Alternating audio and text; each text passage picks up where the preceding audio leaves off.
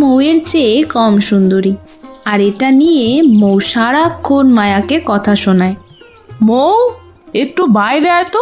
সারাক্ষণ আয়নার সামনে দাঁড়িয়ে থাকলে বাড়ির কাজ শিখবি কি করে?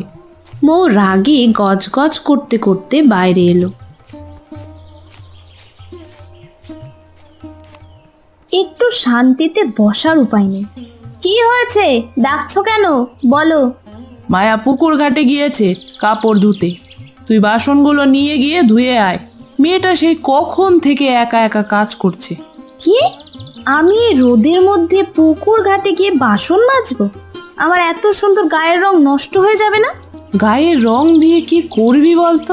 কোনো কাজ যদি না পারিস তাহলে কে বিয়ে করবে তোকে, বল দেখি। মৌ আর কিছু না বলে আবার ঘরে চলে গেল।